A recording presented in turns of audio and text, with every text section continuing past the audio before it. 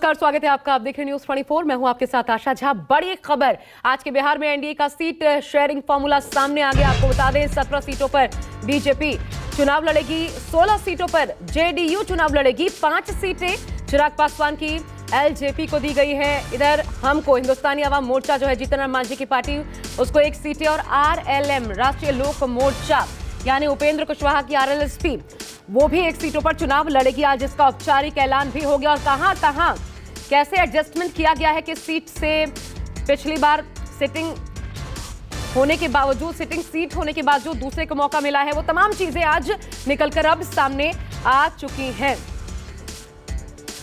Bharatiya Janata party 17 सीटें NDA के साथ लड़ेगी। जनता दल यूनाइटेड 16 सीटों पर एनडीए के साथ लड़ेगी। लोक जनशक्ति पार्टी 5 सीटों पर, हिंदुस्तानी अवाम मोर्चा 1 सीट पर और राष्ट्रीय लोक मोर्चा 1 सीट पर।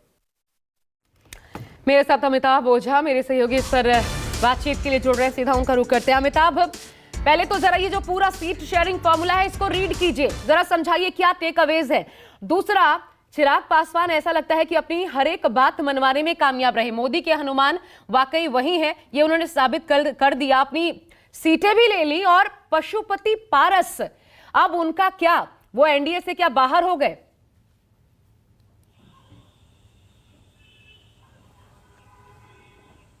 जी बिल्कुल, देखिए जिस तरीके से एनडीए की प्रेस कॉन्फ्रेंस थी और उसमें पशुपति पारस के लोगों का नहीं होना, उनके सदस्यों का नहीं होना, यह साफ दिखाता है कि एनडीए से वो लगभग बाहर जा चुके हैं। हालांकि औपचारिक ऐलान उन्होंने नहीं किया है, लेकिन इनसे पहले जब उनसे वो मीडिया के सामने आए थे तो उन्होंने बोला था कि हम बीजेपी के जो लिस्ट है उसकी इंतजार करेंगे और उसके बाद निर्णय लेंगे। तो अब ये साफ हो चुका है कि एनडीए में पशुपति पारस के लिए कोई जगह नहीं है।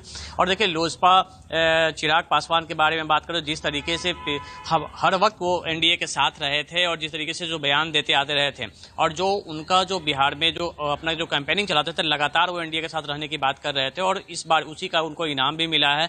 हालांकि 1 सीट जो पिछले चुनाव में, पिछले लोकसभा सीट में एलजेपी के पास 6 सीटें थी, तो नवादा की सीट बीजेपी ने अपने पास रखी है। 5 सीटें इन्हें जो मिली है जो इनके पास पहले से थी।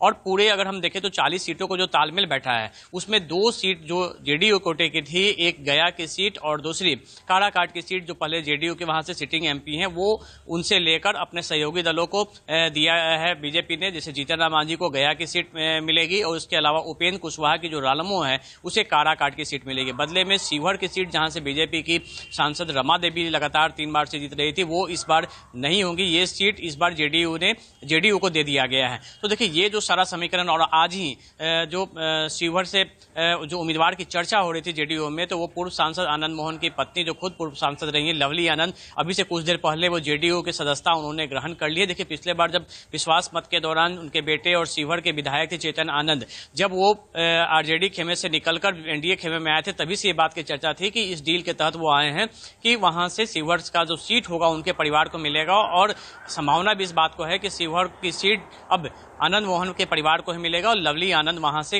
उम्मीदवार हो सकती हैं। तो ये जो समीकरण था ये बिल्कुल पहले से तय था और यही वजह है कि आज जब दिल्ली में बैठक हुई तो इस सीटों को लेकर कोई तालमेल को ले जो गड़बड़ियां थी, सबकी निगाहें सिर्फ पशुपति पारस की लोजपा थी उस पर लगी हुई थी कि उन्हें क्या मिलता है। क्योंकि इससे पहले ये चर्चा थी कि समस्तीपुर का लोकसभा सीट उन्हें मिल सकता है, 1 लोकसभा सीट मिल सकता है और बदले में जो प्रिंस है, जो उनके भतीजे हैं, उन्हें बिहार कैबिनेट में जगह मिलेगी। लेकिन ऐसा कुछ नहीं हुआ। तो मतलब साफ है कि अब एनडीए में पशुपति पारस और उनकी पार्टी नहीं है, ये बिल्कुल साफ हो चुका है। हालांकि अभी तक पशुपति पारस ने इसका औपचारिक ऐलान नहीं किया है। हाँ, वो ये कह भी रहे थे कि एक बार अगर ऐसा है, तो जब मीडिया ने उनसे सवाल पूछा था तो उनका ये बयान भी था कि एक बार अगर ऐसा है तो औपचारिक ऐलान हो जाए, उसके बाद हम बताते हैं हम क्या करना चाहते हैं। तो जरा ये बताइए आगे का द्वार, क्या इंडिया गठबंधन का दरवाजा वो खटखटा सकते हैं? क्या इंडिया गठबंधन इसके लिए इंटरेस्टेड होगा कि उनको भी शामिल किया जाए? और एक और अहम सवाल, पिछली बार 17-17-6 था, इस बार बड़े भाई की भूमिका में साफ हो गया है बीजेपी, क्योंकि 16 सीटों पर आ गई जेडीयू। तो इसमें आखिर कैसे मनमनोबल हुई? पेच फंसा था या इजी रहा?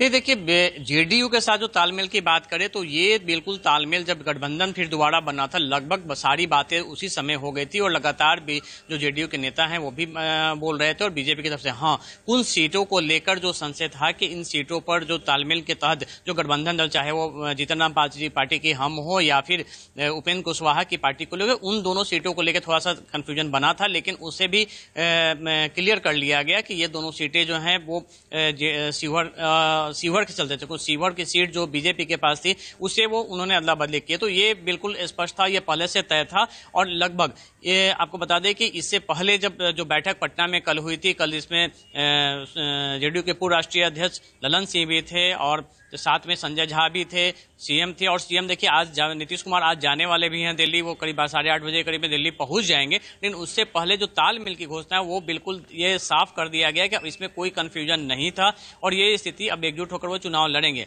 रह गई पशुपति पारस की, तो उनके लिए यही वजह थी कि अभी तक इंडिया गठबंधन ने बिहार में अपने पत्ते नहीं खोले हैं और लगातार ऑफर भी मिल रहा था, तो एक पशुपति पारस के पास एक ऑफर जरूर रहेगा और उनके पास एक दरवाजा अभी खुला हुआ है इंडिया गठबंधन का, वो वहां से लड़ सकते हैं। अब देखने वाली बात होगी कि उनमें जो उनके जो सांसद हैं, चाहे वो वीना सिंह हो चाहे वो चंदन सिंह हो, ये इनके लिए कितना सूटेबल हो। हालांकि जो खगड़िया के उनके सांसद हैं महबूब अली कैसर, उनके बेटे ऑलरेडी आरजेडी के विधायक है, आरजेडी से उन्होंने चुनाव लड़ा था बेगूसराय और वहां से विधायक हैं, तो संभावना उनके लिए भी बंद नहीं हुआ है, संभावनाओं का द्वार खुला हुआ है। लेकिन बिल्कुल एक बात तो क्लियर हो गया है कि अब एनडीए में पशुपति पारस की गुंजाइश नहीं है और जल्द ही वो भी बड़ा ऐलान कर सकते हैं। शुक्रिया आपका अमिताभ, तमाम जानकारी हमें विस्तार से देने के लिए। और